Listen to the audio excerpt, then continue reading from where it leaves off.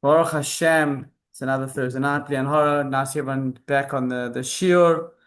And we well into Elul now.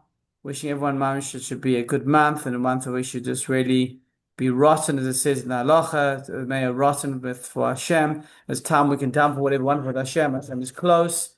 And I want to wish you a good Shabbos. Without further ado, just to give over to Rabbi Suchard, and we should have a good Shabbos and a good week ahead. And Bezrat Hashem, next Shabbos, next week we're making a bar mitzvah, Bezrat Hashem. If anyone happens to be flying to Eretz Yisrael last minute, you're all invited. It's not this Sunday, it's the following Sunday. And Bezrat Hashem, Shor Sheh Simchas. And with that, wishing you a good Shabbos. Okay, thanks, Naftali. Okay, just excuse this slight delay. The computer wants to show that it's always stronger than us. I mean, me for sure.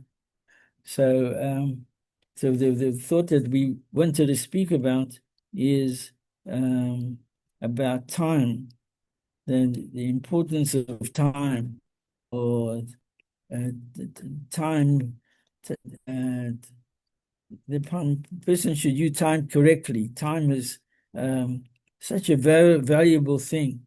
I was actually thinking that if a person has a time to do something, and if you don't utilize that time will never come back, right? Certain things, there's mitzvahs that let's say a person has opportunity to give charity.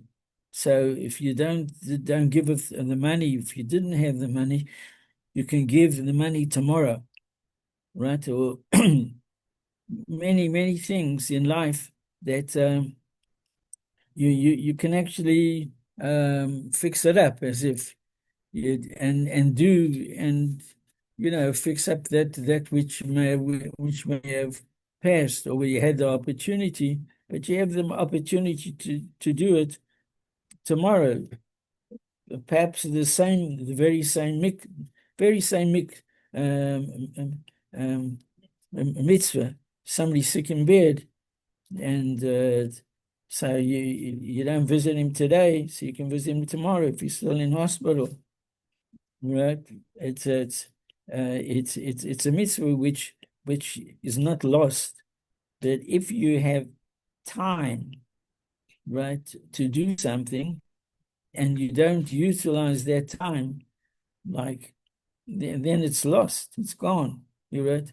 Never get those 20 minutes.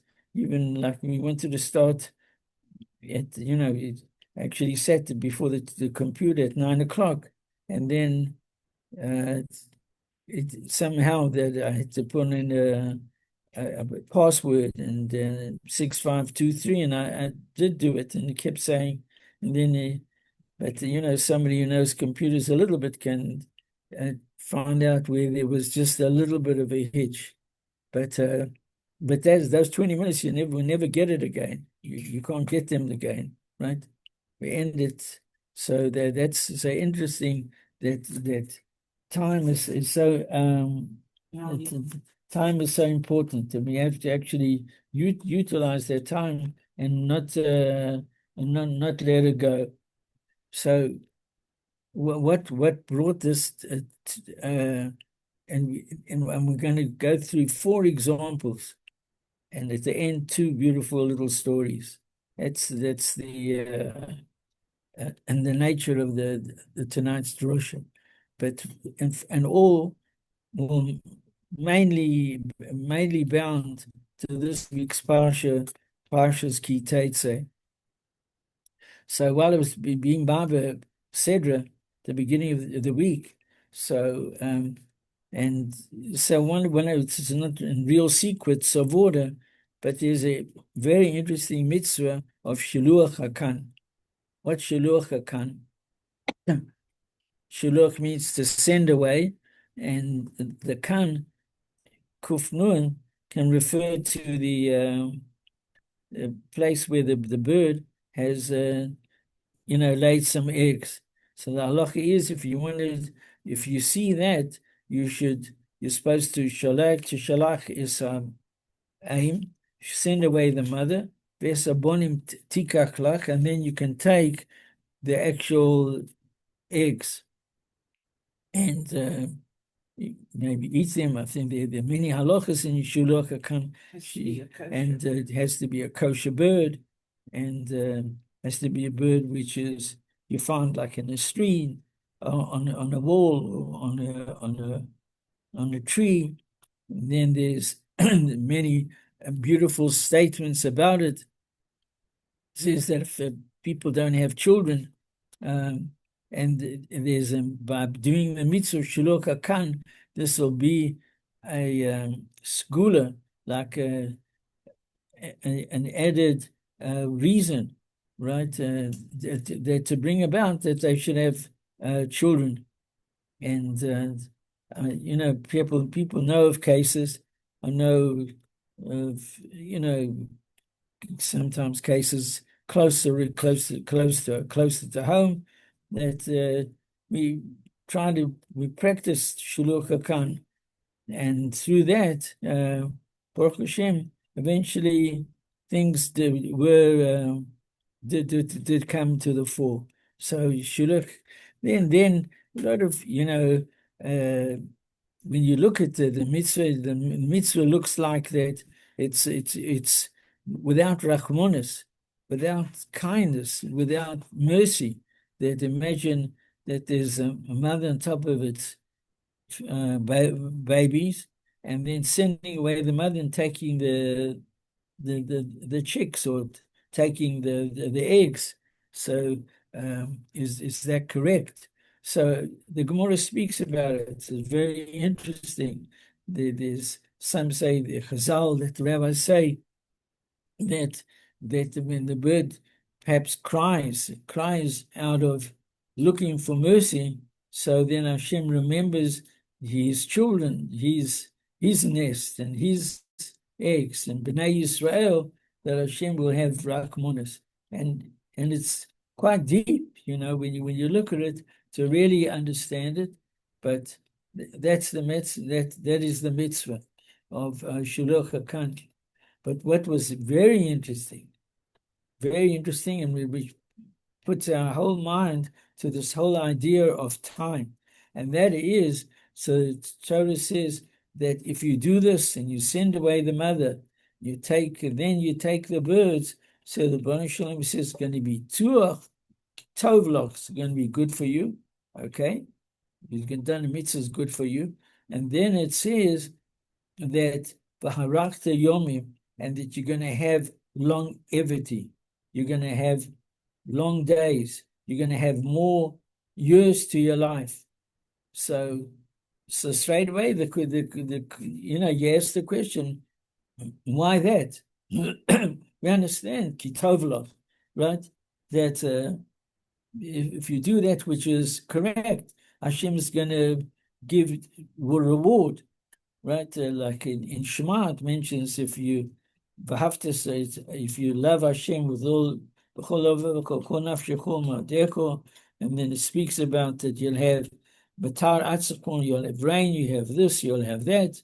So we understand, you get a mitzvah, but doesn't mention v'harachta yomim, and over here, so but you get reward, and over here it says kitovlok, you're going to get reward, and then it adds in the words, and this is before Shani. I think it's the posik just before Shani in this week's parsha. So the question is that why is v'harachta yomim? Why does the Rabbi Shalom say that you're going to have longevity if you do this mitzvah the way it's supposed to be done? So where does the length of days come into it? So could be the one answer is that what happens with Shuluk, the mother of the nest, so you have to shoo it away. What happens if the bird doesn't want to listen to you? So you try again. And if the bird doesn't want to listen to you, and I'm sure you're scared to touch the bird because maybe to grab the mother bird, because the mother bird will give a good peck at your hands. So what you'll have to do, you have to go and get a stick. So maybe you're on top of a tree, you climbed up, or you up on the top of a wall that you find this nest. So you got to go down and look around and find maybe a stick, and then climb up again. And then, after shoving the bird with a stick or hitting the nest, then the bird is going to fly away and you're going to be able to take the kids. So it takes time, right? It takes time to do it. What happens if you're in a rush, right? You were away somewhere, and you happen to stumble on this this nest. So what do?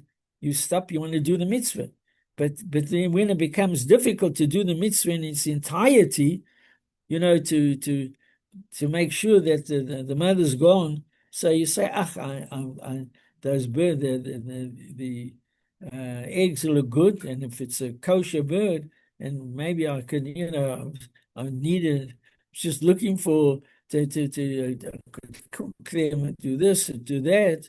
So, but I won't. I'll leave out the part of sending the mother bird away. So the Torah wants to tell us, if you do the mitzvah correctly, you will have length of days. In other words, don't feel and don't think that by stopping and by looking and by preparing in a different way and having to find a stick and having to push away the bird, and maybe it'll take the mother bird, it'll take time. So I don't have that time. So the truth is, you haven't done the mitzvah correctly. So that's the limit. That's the lesson that we're going to glean from this. Glean things, something you got to do, but you do it correctly in the right way. So um, this I actually never thought of that over here, but where we did discuss it, and maybe one of the shirim, but I actually do have it written somewhere, that in one of the books, that what happens if a father has worked the whole day and he's works from 8 to 5, finally gets home, he's tired, oiskematted, had a hot day at the office, and he sits down in the chair and he sees his son. So he says, Chaimki, do me a favor. He says, I'm so tired, so oiskematted, do me a favor, see what's in the fridge, see if you can find me a cold Coke. That'll just bring. So Chaim says, look, I know that there's no Coke. So then the father says, well, do me a favor. Here, take a couple of rand or a couple of shekels and just run across the road. We have a supermarket over there, and like buy me something that I can drink. So the kid says, but Abba, he says, I got a soccer match in 10 minutes, and I've been preparing for it, and I've got all my weights. All my mates are coming. We're all meeting at a certain place, and we're going to catch a bus or take some other transportation. I don't have the time. He says, but when I come back, I promise I'll do it to you. I'll do it for you. So here you had the opportunity to do the mitzvah, right? But I don't have the time. I'm busy, right? So by the mitzvah of kivud avayim, if you look at it in the 10 Commandments, so there the Torah gives the same reward as given over here. Barachta yomim, that you will have longevity. Because sometimes we don't, we feel that we're busy, you know what I mean? And I can do it a little bit later. But the truth is, you cannot do that mitzvah later. That particular mitzvah of kibbutz avayim, where you've been asked to do something, and your answer was, I'll do it in 2 hours' time when I come back from the soccer match, or when I come back from where I had to go. So, so those 2 hours are gone. right? Those 2 hours, you'll never, you won't have that mitzvah or that opportunity. You don't have the same, the same thing with the shluch hakan. It's the giving of time is part of the mitzvah. A third example, which is mentioned in the parsha, and it says that the law of Hashavas Aveda, of returning a lost article. So many times a person has the opportunity to learn you find something in the shul, you find something and it's got somebody's name. So that's great. You pick it up and then he's got a wallet and he's got his name uh, brandished on the wallet. Good, you find him up and he comes fetches it, right? But what happens with the example the Torah gives, if you go and you find two animals, you find an ox, you find a sheep, you find a goat, right? You're in an animal society, and the one animal had knocked down the fence, and the guy's flock is walking around the streets. So what do you have to do? So it's you have to return it to the master.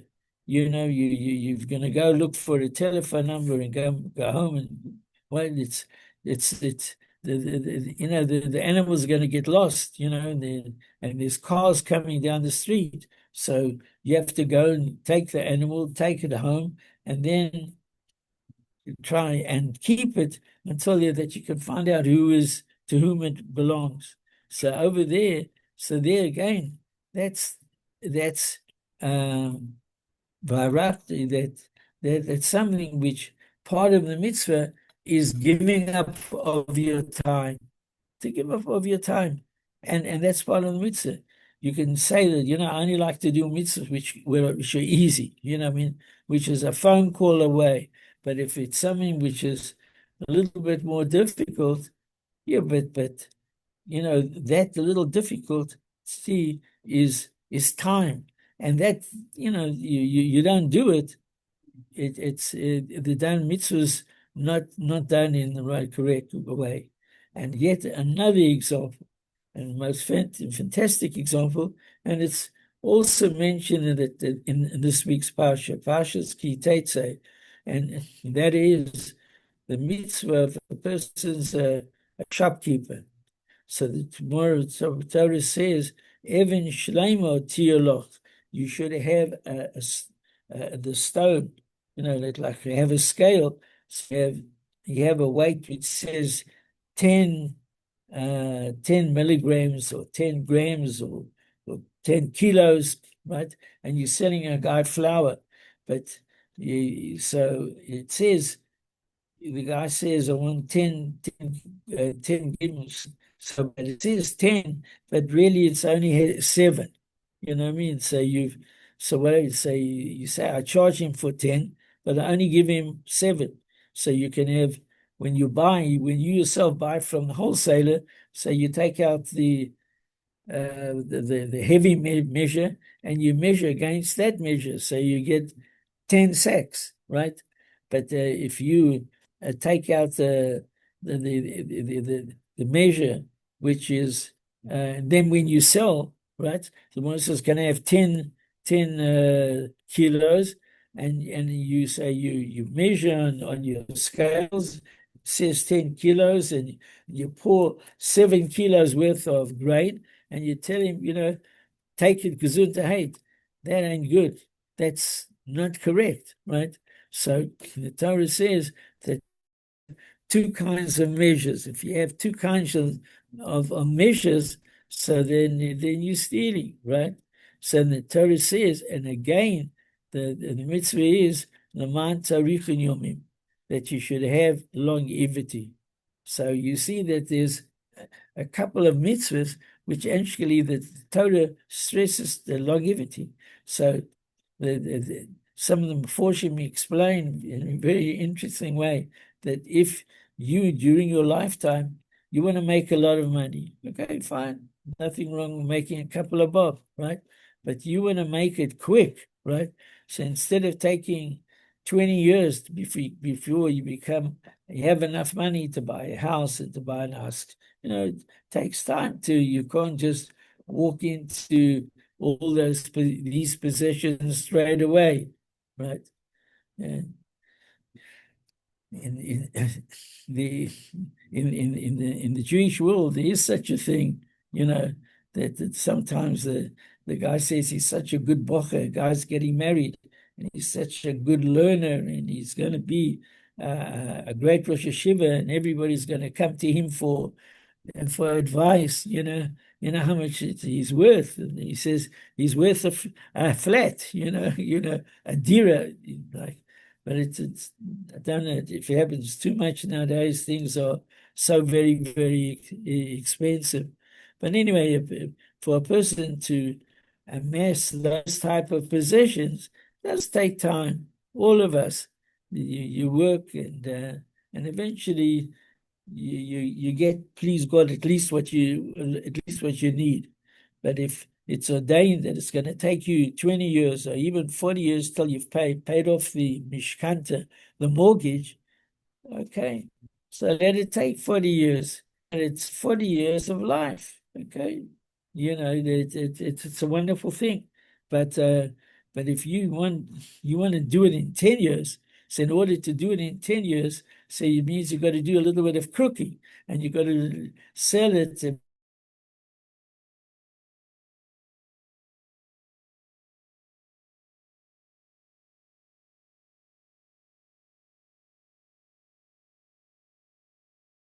amass the amount of money that you ordained that you're going to amass, and in a much shorter period. So now what, right? And if you ain't such a good guy, so they said, okay, time's up. You got your money, you got your this, that. Enjoy it a little bit, and goodbye, Charlie. So it's rather to do things correctly, and that's beshed. You do things beshed. You have times and happiness, and you work hard, but there's reward. So I think that's such a beautiful lesson from this week's parsha. This week's parsha is sometimes even by a mitzvah, but to do the mitzvah correctly, you got to give up time. So, but you want to do the mitzvah quickly, so you don't have time to do the mitzvah quickly, so you do it fast. So you haven't done it in completion. So I saw, I remember in the yeshiva days that there was a very famous rabbi. I won't mention his name, but I think actually he had come to the yeshiva and they spoke about it. But he left Europe at a young age, but he was already well known as a Talmid Chacham, and he wanted a bracha. He was going to America. He's going to America. And, actually saw this person, and he was anyway, he's a very, very fine person. So, but the story they said about him is that he wanted a bracha, a blessing, that in the new world, he was leaving Europe at those times, and it was before the World War, maybe, or after, when things quietened down. But forever it is, it was before, because I think it was that he went to the Chofetz Chaim, to Yisrael Meir Cohen, and he came to the Chofetz Chaim's house in Radin, and they said that the Rav was sleeping, and he was an older man by that time. He says, we don't like to just wake him. If you want a bracha and a blessing, wait around. So he's bound to get up in an hour or two. So the guy looked at it the time, and he saw that if he waited, he's not going to be able to catch a train which would be going to the harbor, or that he could continue his journey to America. And he thought, what should I do? I'm going to lose my ticket, going to have to buy another ticket. I want a blessing from the Rav, right? And I don't have time, right? Time's running out, right? But this mitzvah, which is a mitzvah to get a bracha, and from such a sage, how do you know this bracha may be a rare, maybe a wonderful asset in your life in America. And this rabbi became a famous famous name in America.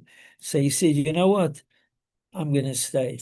He says, I'll go, went to the base Medrash, and learned a little bit, came back in 2 hours, and the Rav was up and he got his bracha. Then he went to the train station and he had to wait for the next opportunity. And then I heard that there was a crash, and it seems that people were hurt. And thank God that the train that he had missed was the train that, had he taken that train, unfortunately, he may have been hurt badly. So he was thrilled. But that's where it becomes part of the mitzvah. In our life, we have to make decisions, and we have to make decisions which doing the mitzvah in its entirety, and even losing time, right? So okay, so you have to lose a little bit of time. So then, but you got to continue, and that I think that story went around with him. It was probably wherever he went, because because he did that. I mean, just so recently, somebody wrote something so beautiful about Moshe Feinstein, that Moshe Feinstein, of course, was in his time the Gadol Ador, and even now, 40 years, it's many years since he has passed away, and in his heyday was at least over 40, 50 years ago. But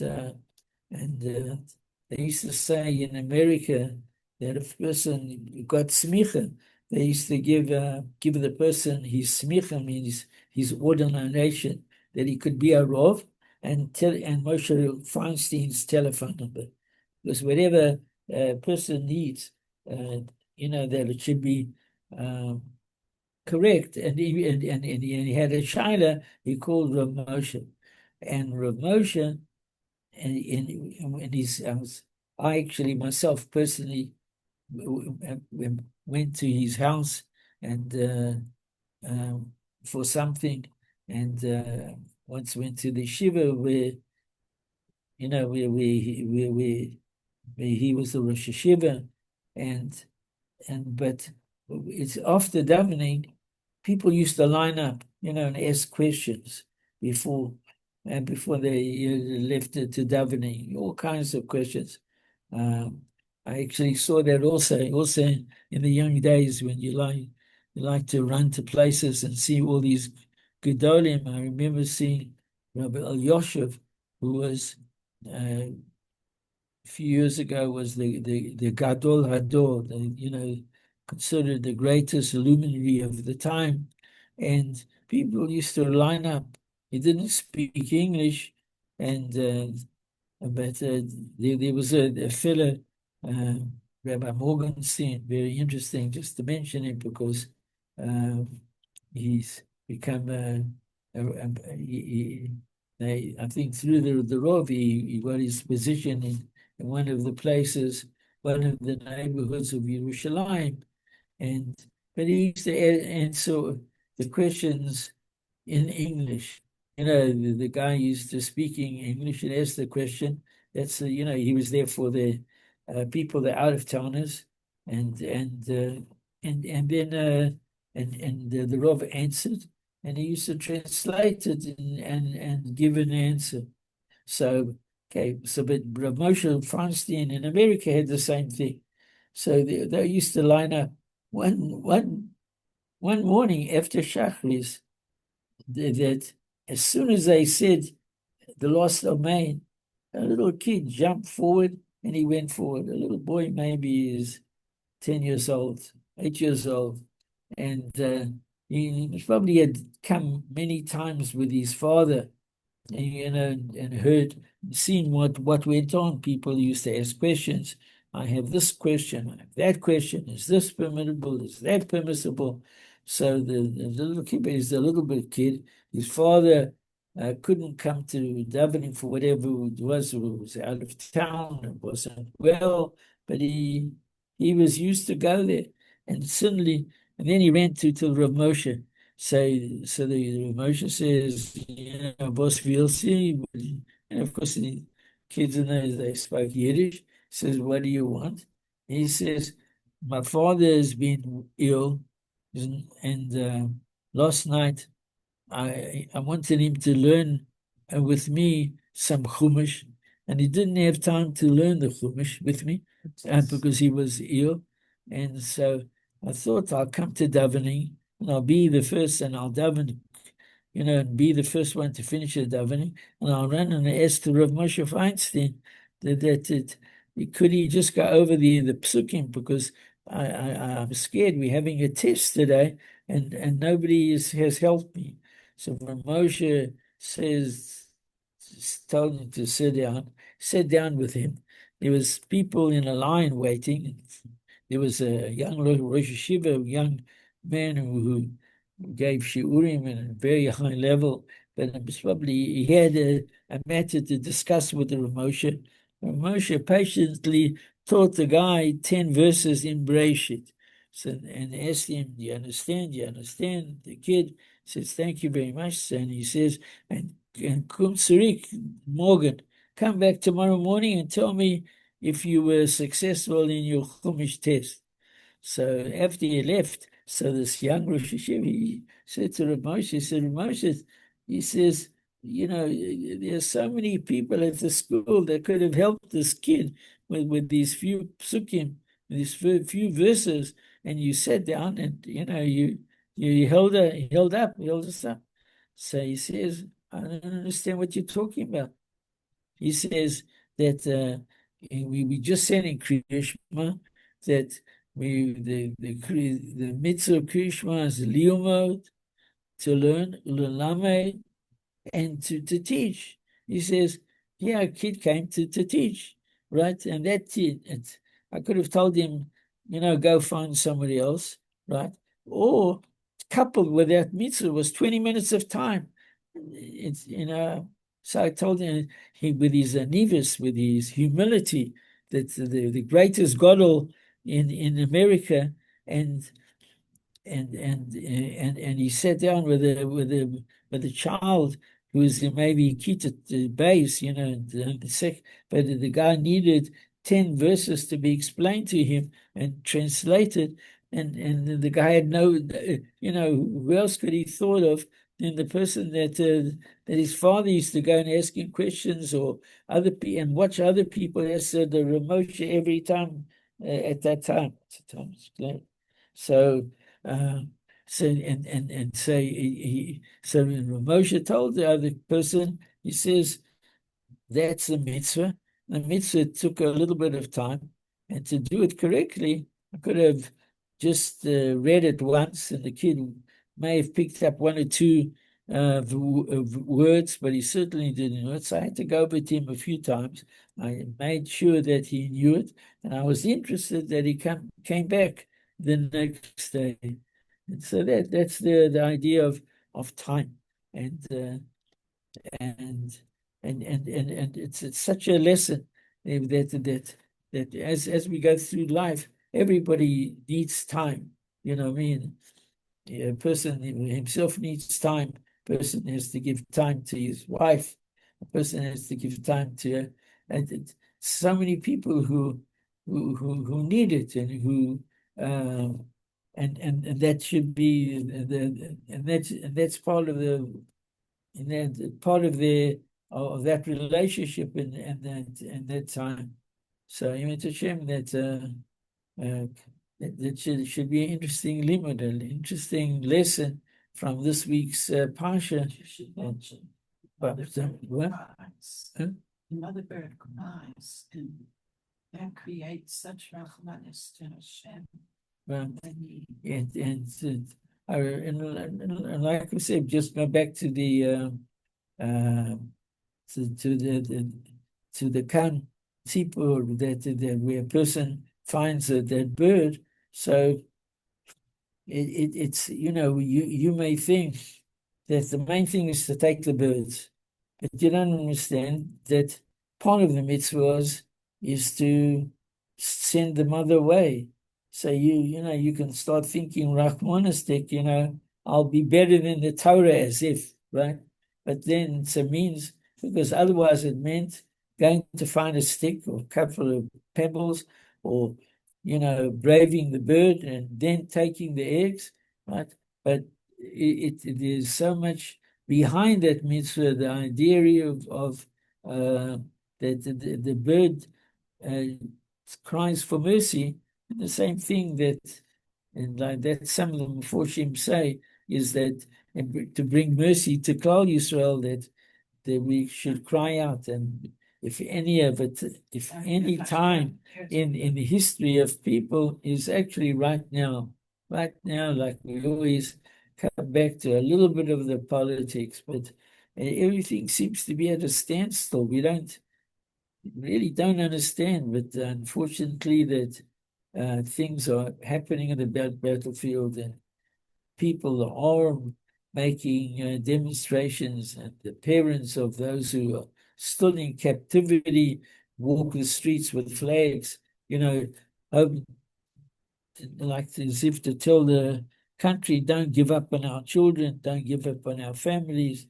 And so again, with crying for mercy, using time correctly, do that. Please God, the Rabbi Shalom will bring that gula. And it's such a difficult thing where we have like the country split in two between the frum and not frum, and should they have this person is promised and that person not promised, and at a time when it's hard enough with unity. So with disunity, it makes things much worse. So again, learning from the Pasha and learning from the everything which goes with it, and Emet Hashem, that we should be zocher, that even when not everybody is doing what they want, what should be done, but people sooner or later, that a bunch of them show that he does the nisim, there'll be a great ness, Mashiach will come, it'll be like a fabulous time. Okay, thank you. Shkar. And Naftali, listening. Shkar, Rav. Thanks. Lovely message tonight.